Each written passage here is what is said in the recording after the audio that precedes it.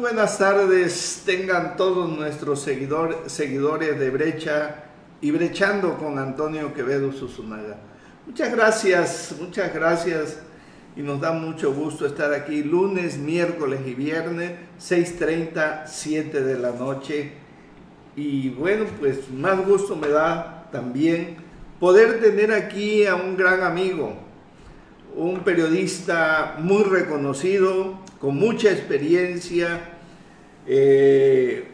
La verdad es que hemos caminado juntos durante muchos años, él en un medio y yo en otro, y me refiero al analista, al exdirector del Sol de Sinaloa, al cronista Jorge Luis Telles Salazar. Bienvenido, mi querido Jorge. Muchas gracias, Toño. El gusto es mío estar nuevamente ahí contigo en tu muy gustado programa de análisis Brechando, que transmites a través de tu canal de YouTube e Internet. Y esperamos pronto estar en Radio Universidad otra vez, ¿no? Ya se me hace largo. Quiero decirles a todos los que nos están escuchando que tanto Jorge Luis Telles como un servidor formamos parte de la barra de periodistas de la Universidad Autónoma de Sinaloa. Durante varios años ya tenemos ahí, Telles. Sí, ya casi 10, ¿no? Casi 10 años. Y la verdad es que es un espacio muy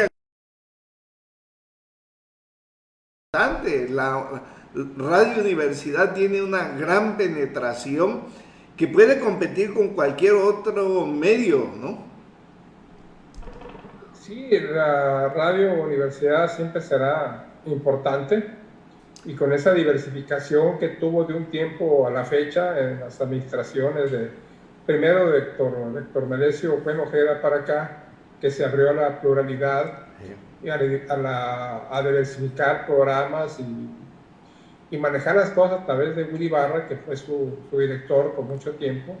Le permitió un posicionamiento muy sólido a Radio Universidad, y para mí se convierte en un espacio muy preciado. Lamentablemente estamos ausentes en este momento, pues por cuestiones de la pandemia, que el rector vio primero por nuestra seguridad y dijo: pues ustedes que son adultos mayores, por no decir los viejitos, váyanse a su casa, y una vez que pase la pandemia lo llamamos nuevamente.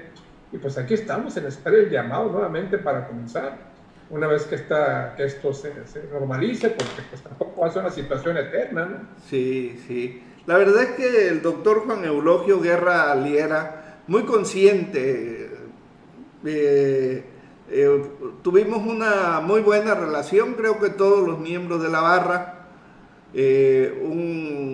un rector que nos dio un trato muy amable, de mucha comunicación,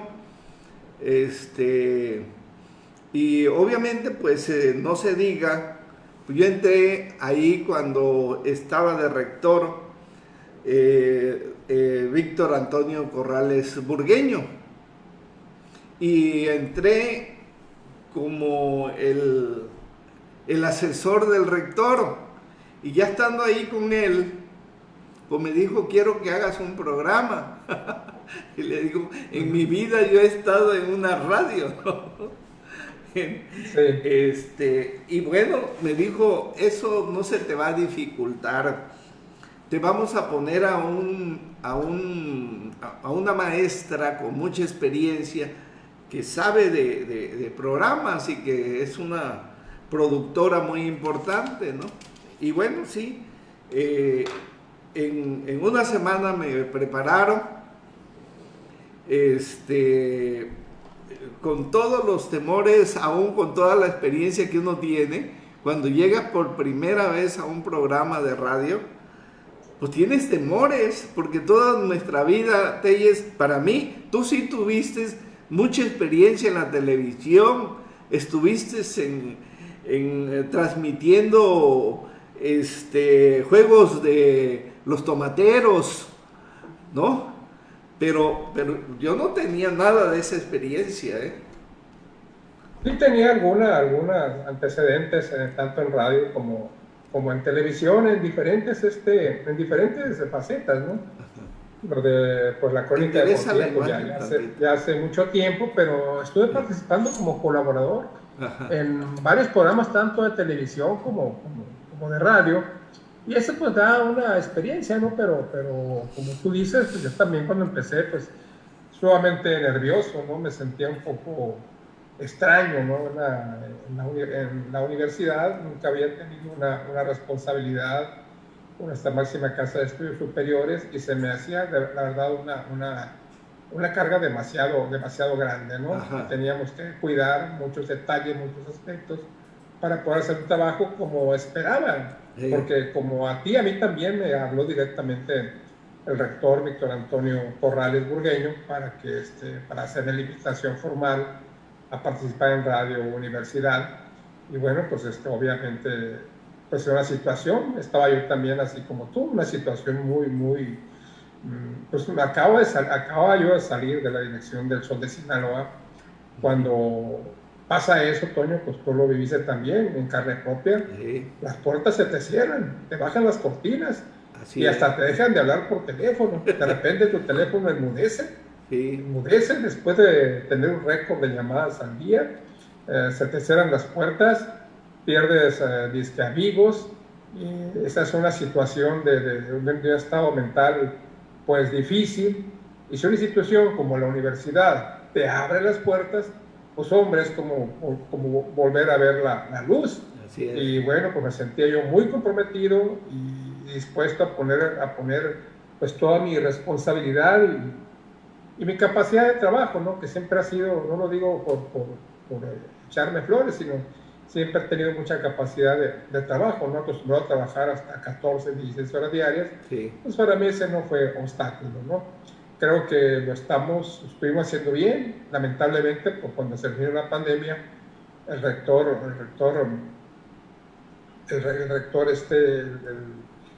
Juan Eulogio decide, por cuidar la salud de nosotros, que todos pasamos ya de los 60 años, pues suspender provisionalmente los programas mientras se toma otra decisión. Esta pandemia pues ha venido teniendo altas y bajas. Cuando ya parece que vamos a regresar, viene otra vez un repunte y se volverá a decir que es en casa. Y pues ahí estamos, y hoy estamos en una situación en la que esperemos ya volver pronto a Radio Universidad. Sí, la verdad que, fíjate que lo que tú estás diciendo es muy importante.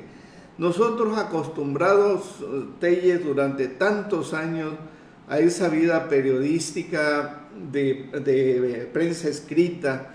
Yo, por ejemplo, llegué aquí y yo ya colaboraba con entrevistas con el periódico El Mundo de Córdoba, periódico independiente, y era guionista de Radio Educación en México. Adaptaba programas de radio para dar clases de geografía, de historia, para los niños de la sierra, y que se transmitían a través de radios universidades de Chihuahua, de Durango, de Coahuila, en fin.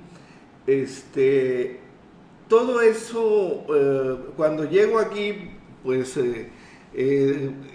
todo el tiempo fue una actividad pues meramente periodística en prensa escrita. Ambos dimos clases, pero lo fuerte seguía siendo nuestro quehacer periodístico. Y sí, efectivamente, cuando a mí me corrieron, pues sentí el desajuste, y a pesar de que yo me había ya preparado en la segunda vez que me habían corrido, ahí está mejor tu imagen, en la segunda vez, pues ya tuve dónde llegar, que es esta oficina que me tocó construir, pero la primera vez, pues la verdad es que me fue muy mal. Muy mal. Sin embargo, fue una gran enseñanza, nunca tuve rencores ni para Manuel Cloutier, con el que mantengo una relación cordial. Pero, por ejemplo, son cosas que las veo con la madurez de que era un contrato que ellos dejaron de cumplir y que yo tenía que obligarlos a cumplir, así de sencillo.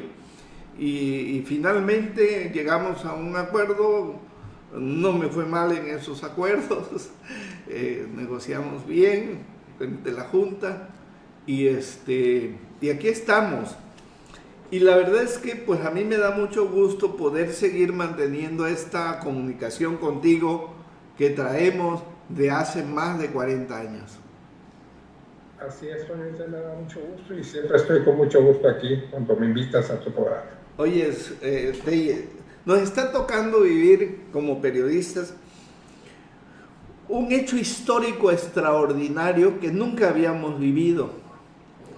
El hecho de que los expresidentes sean investigados por traición a la patria, como lo anunció Alejandro Gertz Manero en la conferencia que le dio a los diputados de Morena, ¿no? Es un hecho extraordinario. Tú y yo somos testigos de los excesos de los presidentes. ¿Cuántas giras no cubrimos? ¿Cuántos hechos no documentamos? ¿No? Y ahora vemos que se abre el expediente para poder investigarlos, ¿no?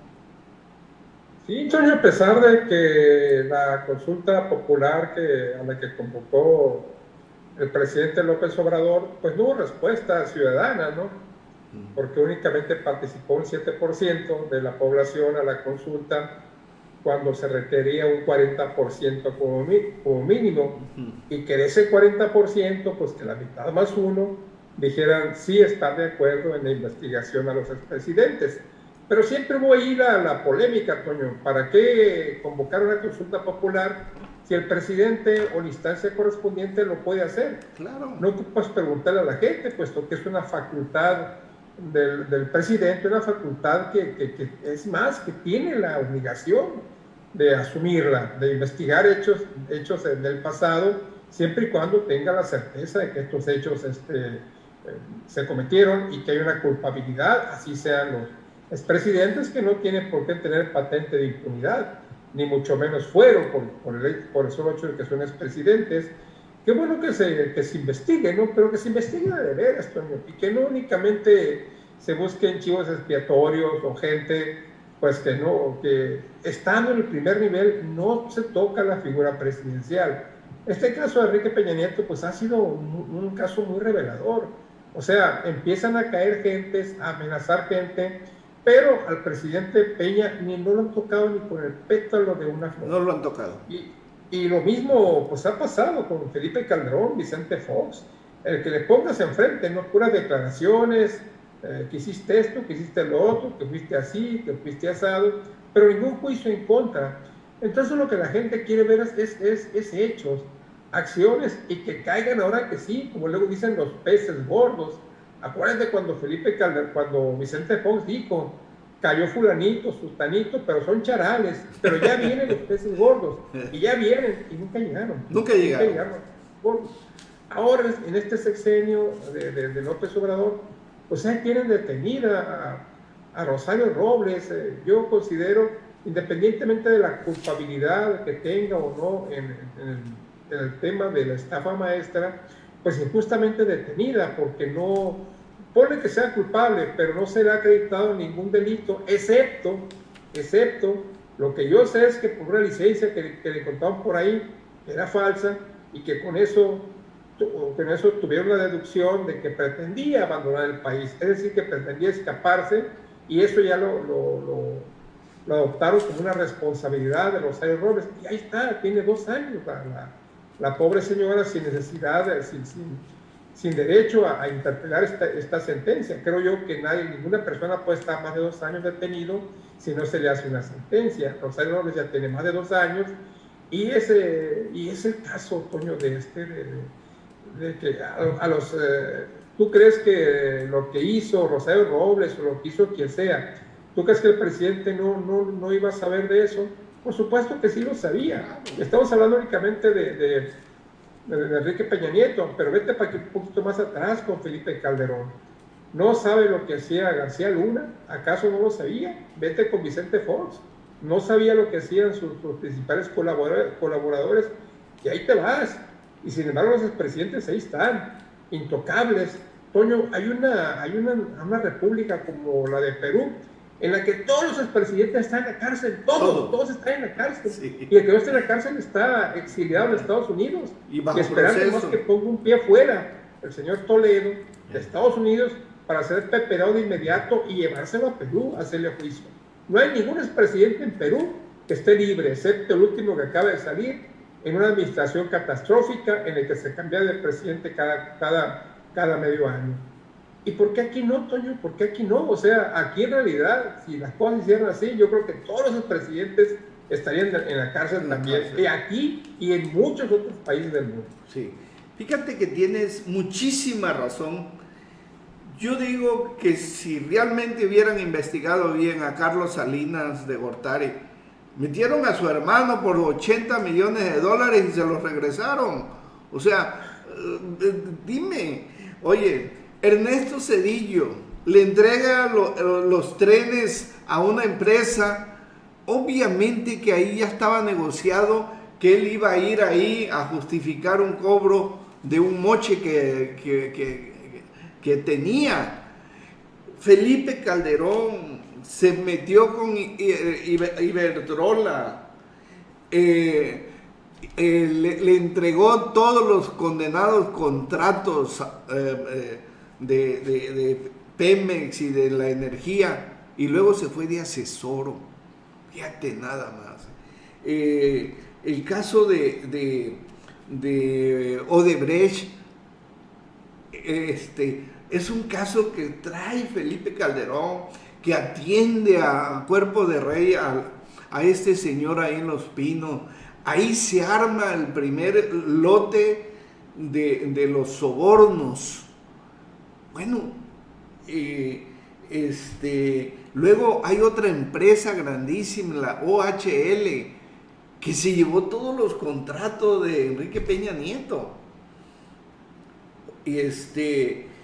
Mira, según el dato de la Unidad de Inteligencia Financiera, hay 338 funcionarios que están siendo investigados. De esos, 221 son de la Ciudad de México. Y los demás se reparten en todos los estados. El que más funcionarios estatales está siendo investigado es en Tamaulipas, 17, 16 en Jalisco, y ahí va bajando. En Sinaloa son 5. No conozco los nombres, me encantaría saber quiénes son. ¿Quiénes son los investigados? Nomás pude lograr obtener el número, que son 5, y que los montos por los que se le investiga, uno es de 127 millones y otro es de 385 millones. Debe ser alguien muy importante para manejar esas cifras, ¿no? Sí, efectivamente. El problema es que, pues no sé, no nos dan a conocer los nombres, ¿no? Y como tú dices, Toño, vete un poquito más para atrás y ¿qué te vas a encontrar? Te vas a encontrar el Fobaproa con Ernesto Zedillo. El Fobaproa fue un robo descarado. Robo de México. Más grande. Y si te vas para atrás con López Portillo, ¿a qué te vas? A la nacionalización desde la banca. De la banca. Estatización de la banca. Las devaluaciones tan descomunales que hubo en el periodo de López Portillo, sobre todo en el último año, control de cambios, retiro del peso de la mesa de cotizaciones, o sea, poner una situación realmente catastrófica. Pero lo más lamentable fue la expropiación de los bancos, que de un día a otro pues se los quitaron los verdaderos dueños, los pasaron a manos del Estado, De repente, de un día para otro, aparecieron altos funcionarios de gobierno que estaban en la banca, exfuncionarios que estaban en la banca, como directores generales de las principales organizaciones bancarias de México, y eso también fue un fracaso, la nacionalización de la banca. Entonces, de ahí, y vete por donde quieras, y donde le rasque va a salir justo. Sí, fíjate que yo me acuerdo todavía cuando Manuel Cloutier le mentó la madre a López Portillo en la Cámara de Diputados por esa nacionalización de la banca. Y bueno, han ocurrido tantas cosas, pero lo seguimos viendo. Por ejemplo, ahorita tenemos aquí, agarran a Emilio Lozoya, que era el gran operador financiero de Enrique Peña Nieto. Se pela, le dan el pitazo, se pela. Agarran a la mamá, pues estaba hasta el cuello la mamá. Agarran a la esposa, estaba hasta el cuello la esposa. Y así lo hacen regresar, lo obligan a que suelte toda la sopa a cambio de darle la impunidad. Y vemos que atrás de eso es sorprendente. Estaban todos los panistas. Estaba ahí Ricardo Anaya, estaba Francisco García Cabeza de Vaca, Francisco Domínguez, Ernesto Cordero, Luis Lavalle, todos, Telles, todos agarrando dinero a manos llenas. Son unos ratas. Sí, Toño, pero te digo, pues lo lamentable es que, pues, pero ¿por qué no se actúa contra la cabeza de toda esa red de complicidades? Pues Así es. la cabeza ya sabemos que son los expresidentes. ¿Por qué no se actúa contra ellos? ¿Por qué no se hace lo que se hace en otras naciones del mundo? Estamos ahorita nosotros transitando por un sexenio histórico que ya va a punto de llegar a la mitad, y a la mitad, y no se ha hecho lo que el presidente López Obrador prometió. Hay impunidad a pesar de que se sabe que hay corrupción manifiesta. Y te lo dice cualquier persona, Toño, con un gramo de materia gris. ¿Y por qué no se actúa contra el presidente, contra el expresidente? Si evidentemente es muy obvio que él estaba detrás de cualquier decisión. Si está detrás de decisiones pequeñas, imagínate nomás en decisiones grandes, donde están en juego miles de millones de pesos, pues con más razón. Y el propio López Obrador lo dijo una vez en una conferencia mañanera: ninguna hoja se mueve en el árbol en México si no es con la autorización del presidente. Sí. Lo dijo él a sabiendas de que él podía ser víctima de esa frase. Así Entonces, es. Si sabe bien que no se movía una hoja de un árbol, ¿por qué demonios no actúa? Pues somete a consulta popular una situación que ya sabíamos cuál iba a ser el resultado, que la gente no iba a ir a votar. ¿Por qué? Porque la gente cuestionó mucho. ¿Por qué votar una decisión que le compete al presidente? ¿Por qué tiene que someterse a una consulta popular que va a costar 500 millones de pesos cuando él tiene todas las facultades para actuar? ¿Por qué no lo hace? Entonces, esa es la gran incógnita, y es lo que nos preguntamos todos. Sí. Y si en otros países los expresidentes están en la cárcel, ¿por qué aquí no? ¿Por qué aquí andan en la fiesta, en el jet set, en Dubái, en los países más caros del mundo, más lujosos del mundo, disfrutando plenamente de la vida, sin ningún remordimiento y sin ningún temor a que la justicia les caiga de un momento a otro? Bueno, yo celebro esta advertencia que hay ahora, de que se va a investigar a los expresidentes, pero ojalá se haga, y rápido, porque ya no faltan 3 años, y ver a saber si el próximo presidente llega con la misma idea, sea o no sea la cuarta transformación. Eso no implica que vaya, si se mantiene la 4T, no quiere decir que el próximo presidente llegue y haga exactamente lo que hace López Obrador. Puede ser también de la 4T, puede ser de Morena, pero puede traer ideas diferentes. Entonces, hasta ahí va a llegar esta situación que nos manejan, de que ahora sí vamos contra los expresidentes. Fíjate que el otro día escuchaba yo algo muy interesante. En Estados Unidos, con la detención de Genaro García Luna, salieron a relucir muchas informaciones que implican a Vicente Fox, a Felipe Calderón y a Enrique Peña Nieto. Incluso se habla ahí en esa investigación de que el Chapo les dio dinero, mucho dinero, y que precisamente Genaro era el gran operador. Y bueno, pues Enrique tenía el suyo. Bueno, si hay tanta información allí, ¿por qué no obtener toda esa información de Estados Unidos y proceder contra ellos? Una pregunta que nos hacemos, Toño, que nos hacemos todos: ¿por qué no se procede contra los expresidentes? ¿Cuál es, hasta dónde llega pues ese fuero de un expresidente?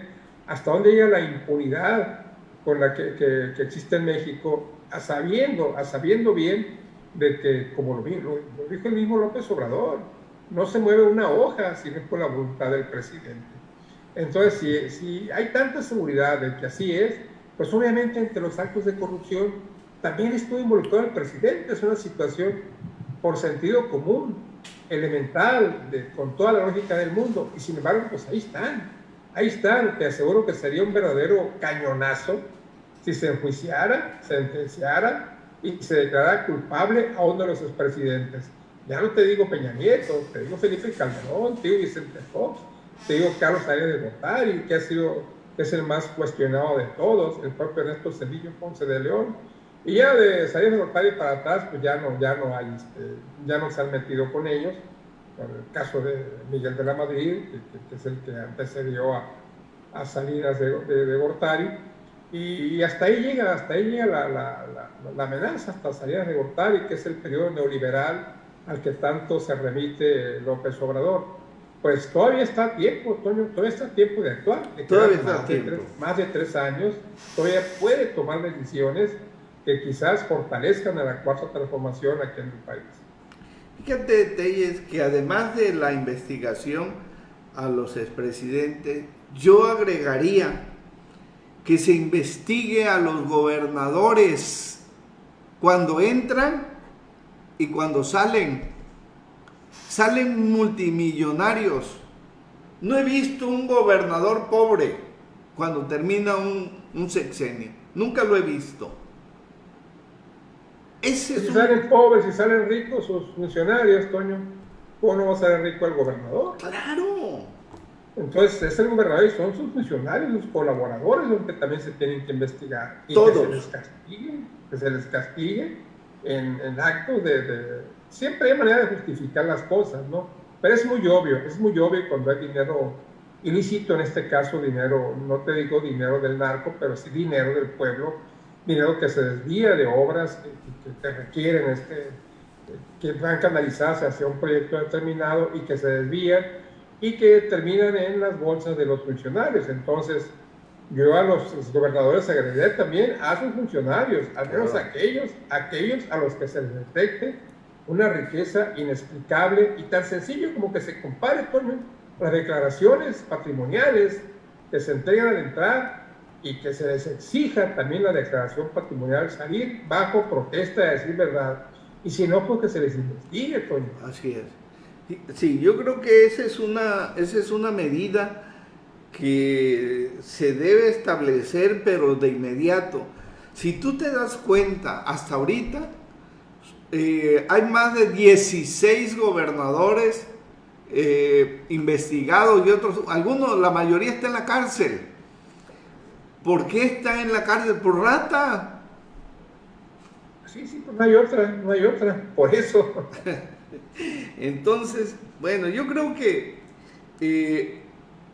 vamos a apostarle a la esperanza de que este gobierno realmente ejecute una buena investigación y tengamos el resultado de que liguen a proceso a expresidentes, que los metan a la cárcel si tienen elementos. Y también a los gobernadores y a los sus colaboradores, como así tú lo has es. dicho con puntual precisión. Así es. Pues Telles, me da mucho gusto estar aquí comentando estos temas que los vemos después de 40 años y pensamos que nunca iban a llegar. Así es, ya están aquí. Ya están aquí y bueno, pues muchísimas gracias, Jorge Muchas Luis gracias, sí, Toño. Telles Salazar, analista y gran periodista. Gracias, Toño. Un abrazo y gracias. Igualmente. Hasta pronto. Aquí estaremos pronto. Gracias.